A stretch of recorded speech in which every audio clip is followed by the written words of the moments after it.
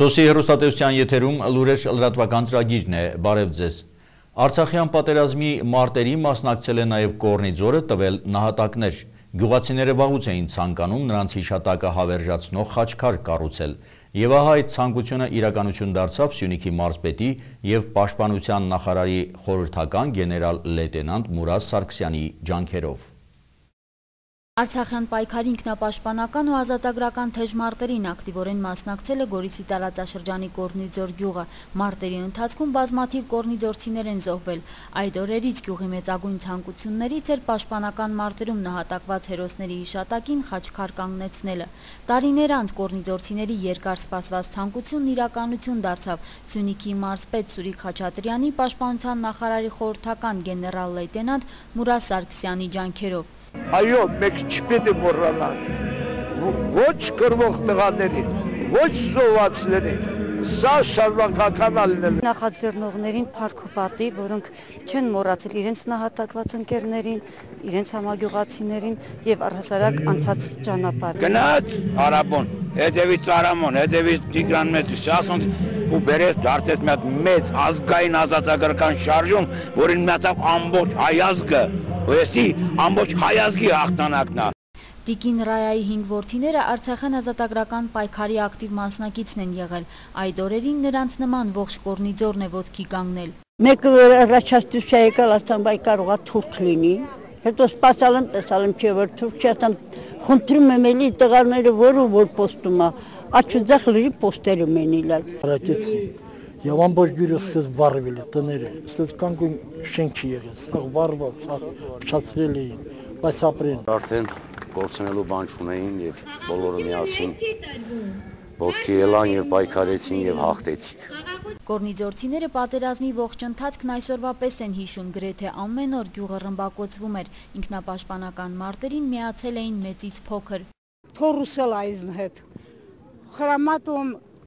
տիրտողում մարսն, ասմատակ է, տեղը նտակա, խեյես է մուրսում։ Նայ մեզ սաղ թուրքի սաման այրել, իրանք հատ մեզ բարան մեկ վերացնեին, մենք բարացել եք 30 հոգով մեր կողից եկած ջոկատները վրկել եք մեր գյուղը պահել եք։ Գյուղում զոհված ազատամարտիկների հիշատակին կանգնեցված խաչքարը ոչ միայն նահատակված հերոսների հիշատակը վառ պահելու նպատակ ունի, նաև սերունդներին օրինակ ծառայելու։ Վերցնում ենք լավ օրինակ, քանի որ իրենց կյանքն են ներդրել, իրենց արյունն են ներդրել այս հողի համար։ Իմ կարծիքով էդի հերիքա, որ մենք իրանցից օրինակ վերցնենք։ Քայլեք միշտ հպարտ, դուք հերոսի մայրիկ ու միշտ իմացեք հերոս է տղան, հպարտացեք դուք նրանց սխրանքով, ազգն է հպարտանում իդ հերոսներով։ Արցախյան ազատագրական պայքարին մասնակցած հայրենի սահմանները պաշտպանելիս արիություն ցուցաբերած մի խումբ անձանց միջոցառման ընթացքում հանձնվեցին հուշամեդալներ։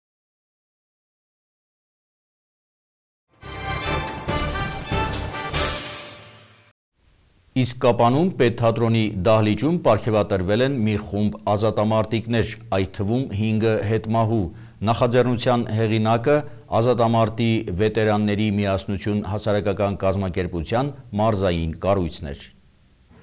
Ազատամարտի վետերանների միասնություն հասարակական կազմակերպության մարզային կառույցը 142 անդամ ունի, հիմնականում ազատամարտիկներ եւ զոհված ազատամարտիկների հարազատներ։ Ժամանակ առ ժամանակ կազմակերպությունը միջոցառումներ է նախաձեռնում, մեծարելով Արցախյան ազատամարտի մասնակիցներին, ինչպես նաեւ նրանց պարգևատրելով մեդալներով ու պատվոգրերով։ Հերթականը նվիրված Հանրապետության անկախության 21-րդ տարեդարձին տեղի ունեցավ անցած շաբաթ օրը։ Ուշացման պատճառը կառույցի ղեկավարը այսպես բացատրեց։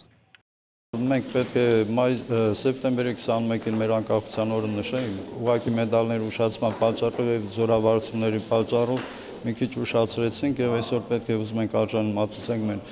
զոհված տղաներին, մեր ազատամարտիկներին։ Կառույցը դիմում է տարբեր կազմակերպությունների ու ընկերությունների, խնդրելով ֆինանսական աջակցություն, ստացված միջոցներն էլ օգտագործում է հիմնականում նման միջոցառումներ կազմակերպելու նպատակով։ Կառույցի ղեկավարը հանդես գալով 2011-2012 թվականների հաշվետվությամբ հանգամանորեն ներկայացրեց, թե ինչպես են ծախսվել միջոցները։ Կազմակերպության անդամները կրկին հիշեցին պատերազմական տարիները, ոգեկոչեցին նահատակված մարտական ընկերներին։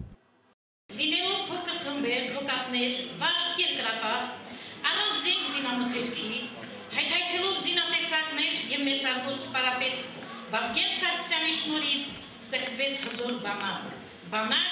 որը կարող է ջախջախել նրանց, ովքեր կփորձեն որևէ ոտնձգություն մեր հայրենիքի նկատմամբ։ Մեդալներով ու պատվոգրերով պարգևատրվեցին մի խումբ ազատամարտիկներ, այդ թվում 5-ը հետմահու։ Մեդալները տարբեր էին Պաշտպանության նախարարության, Մայրական երախտագիտության, ռուս, հայկական, կազակական միության։ Կառույցը նպատակ ունի զբաղվել նաև ազատամարտիկների սոցիալական խնդիրներով, սակայն ֆինանսական վիճակը առայժմ թույլ չի տալիս, չնայած դրան քայլեր ձեռնարկվում են։ Մենք այլ հարցերով էլ պետք է զբաղենք, ուղղակի քանի որ ֆինանսական հարցերը մեզ չի բավարարել, որ գնանք Երևան գանք այդքան, մենք մի կերպ հասցնում ենք այդ։ Եթե հարցը լինում է, մենք դիմել են, օգնել ենք, դիմել ենք նախարարություն, գրություն են գրել մեր վարչությունն, իրենք են դիմել նախագահի վերահսկողություն են գրել, մեդալների հարց ենք լուծել։ Միջոցառման մասնակիցների համար տրվեց փոքրիկ համերգ, ծրագրում բնականաբար ընդգրկված էին հայրենասիրական երգեր։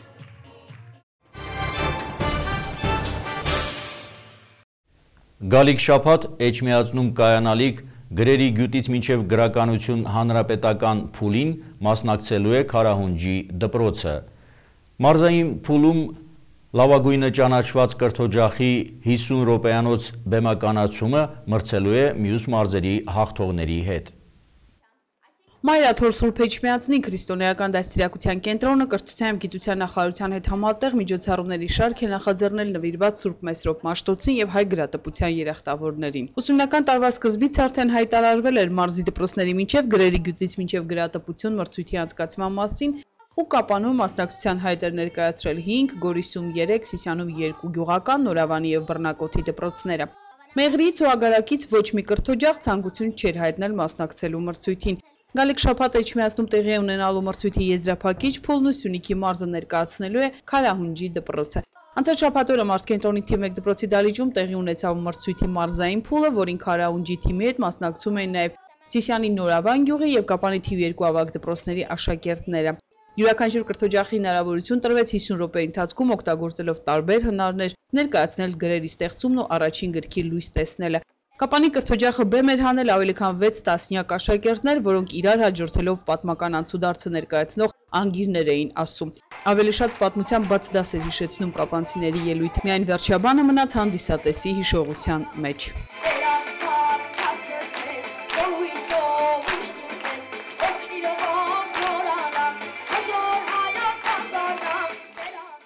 Նորավանի աշակերտներն իրենց կազմակերպչի Ռոզա Միրզոյանի հետ շուրջ 2.5 ամիս աշխատում են միջոցառման վրա։ Համացանցը մեզ շատ է օգնել, ասում է Ռոզան, մնում էր ստեղծագործական մտահղացումներով մի այլ ժամանակակից տեսանկյունից նայել պատմական իրադարձություններին։ Արդյունքում նոր ոճով գրված սցենարով ենք ներկայանում։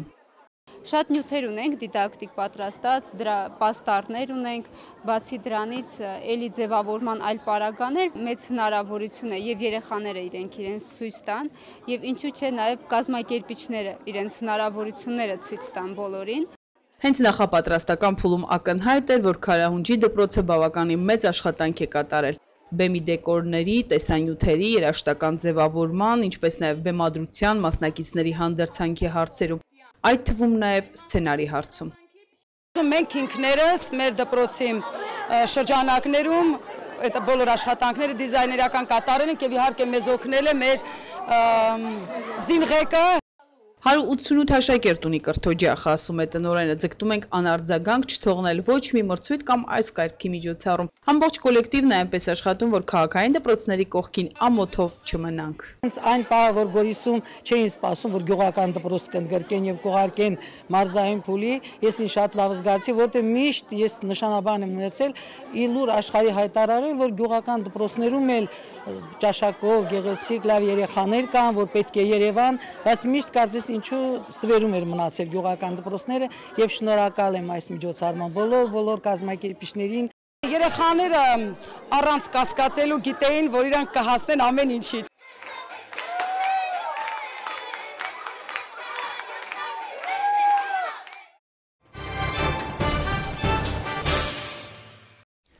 Հերթական բաց դասներ կազմակերպվել Կապանի համար 1 հիմնական դպրոցում տեխնոլոգիա առարկայի դասաժամին աշակերտները բացահայտեցին կարվինգի արվեստի գաղտնիքները։ Կապանի համար 1 հիմնական դպրոցի 7-րդ դասարանի աղջիկները ճակերտավոր ասած դանակներով զինված էին ներկայացել դպրոց։ Տեխնոլոգիա առարկայի դասաժամին Կարվինգի արվեստի գաղտնիքներն էին պատրաստվում բացահայտել, ինչպես խնձորից թռչուն ստանալ բանանից կարապ, առհասարակ սեղանի ձևավորման հմտությունների մասին խոսեց Մելանիա Խաչատրյանը։ Ծրագրում նախատեսված է մրգերի ձևավորում, Կարվինգի արվեստը, որը նորույթ է, եւ իմ հիմնական նպատակը նա է, որ երեխաները կարողանան տեսնել գեղեցիկը եւ կարողանան գեղեցիկը գնահատել ու ձևավորել գեղեցիկ, մատուցել գեղեցիկ։ Դպրոցական ծրագրով 10 ժամ է հատկացված խոհարարության բաժնին։ Երեխաները տեսականորեն նյութերը գրառելուց բացի անպայման գործնականում կիրառում են իրենց սովորածը։ Բաց դասի ներկաները օրինակ համտեսեցին աշակերտների ձեռքով պատրաստված տորթը, որի բաղադրատոմսը նախորդ պարապմունքներին էին յուրացրել։ Մի քիչ միտքն է այստեղ կարևոր, քանի որ ստեղծագործական աշխատանքը ավելի շատ է, մրգերի հետ պետք է մտածենք, ավելի գեղեցիկ բան ստացվի։ Աշակերտների խոսքերով դասաժամերին հաճույքով են մասնակցում ու ամեն անգամ մի նոր բան են սովորում։ Մրգերի ձևավորումից բացի անցած 3 ամիսներին հագուստի դիզայնի հմտություններին են ծանոթացել, իմացել են, թե ինչպես կարելի է տարատեսակ կտորներից գեղեցիկ զգեստներ կարել ու ճիշտ համադրել գույները։ Ինձ համար ամենահետաքրքիր թեման այսօր խնձորից կարապ պատրաստելն էր, ինձ մոտ որոշ չափով դա ստացվեց եւ հետագայում եթե մի քանի անգամ անենք, ինձ թվում է ավելի լավ կստացվի։ Ներկաները բաց դասը որակեցին հաջողված ու հետաքրքիր։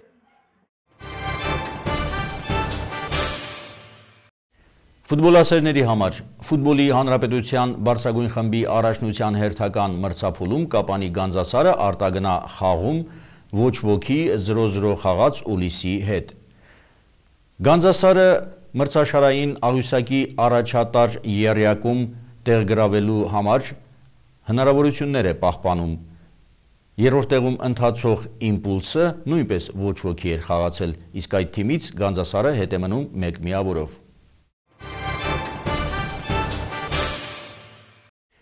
Իսրայելը շարունակում է Գազայի հատվածում հարվածներ հասցնել պաղեստինցի ահաբեկիչների դիրքերին։ Թուրքիայի կառավարությունը առաջիկայում բանակցություններ կվարի քուրդ անջատողականների հետ։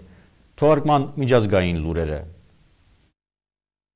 Իսրայելը շարունակում է հարվածներ հասցնել պաղեստինցի ահաբեկիչների դիրքերին Գազայի հատվածում պատասխանելով Իսրայելի քաղաքների հրետակոծությանը։ Երկուշաբթի առավոտյան գրոհի են ենթարկվել մի քանի տասնյակ նպատակակետեր, որից հետո բանակի հրամանատարությունը հայտարարել է իսլամական ջիհադ խմբավորման 2 առաջնորդների ոչնչացման մասին։ Հաղորդվում է նաև մի քանի սպանվածների ու վիրավորների մասին քաղաքացիական անձանց շրջանում։ Հրետակոծությանը ենթարկվել հրթիռների արձակման համար նախատեսված հանքահորերը, թունելները և ահաբեկիչների ուսումնական հենակետերը, զինապահեստները, հրամանատարական կետերը և շենքեր, որոնցում ապրել են գրոհայինների առաջնորդները։ Իսրայելի բանակի մամուլի ծառայությունը հայտարարում է, որ ահաբեկչության ենթակառուցվածքներին հասցվել է զգալի վնաս։ Պաղեստինյան աղբյուրների համաձայն Իսրայելի օդուժը ռմբակոծել է նաև Համասի ծովային ոստիկանության կենտրոնակայանը։ Գազայում զոհերի ընդհանուր թիվը ըստ իրենց պաղեստինցիների հայտարարությունների գերազանցել է 80-ը։ 10 մարդ զոհվել է վերջին 1 օրում, 11-ը կիրակի բնակելի տան վրա ընկած արկի պայթյունի արդյունքում։ Իսրայելի բանակի ներկայացուցիչները ընդունել են քաղաքացիական անձանց զոհվելու փաստը, պարզաբանելով, թե գրոհի նպատակը այն տան ոչնչացումն է, որտեղ ապրում էր Համասի Իսրայելի վրա հրթիռ արձակելու համար պատասխանատու առաջնորդը։ Թուրքիայի կառավարությունը բանակցություններ կվարի անջատողական Քրդստանի բանվորական կուսակցության հետ։ Այդ մասին հայտարարել է Թուրքիայի արդարադատության նախարարը, չճշտելով վայրը և ժամանակը։ Նախորդ տարիներին քուրդ անջատողականների հետ բանակցություններ են վարվել Օսլոյում։ Շաբաթ օրը հարյուրավոր քուրդ ապստամբ կալանավորներ դադարեցրել են հացադուլը, որը ձգվել է ավելի քան 2 ամիս։ Նրանք պահանջում էին ավելի շատ իրավունքներ տալ քրդերին և բարելավել կուսակցության առաջնորդ ցմահ բանտարկության դատապարտված Աբդուլլա Օջալանի բանտային պայմանները։ Թուրքիայի հյուսիս-արևելքում արդեն 4 ամիս է շարունակվում է խոշորածավալ օպերացիան ընդդեմ Քրդստանի բանվորական կուսակցության գրոհայինների։ Անկարան մեղադրում է Դամասկոսին քուրդ անջատողականներին զինելու մեջ։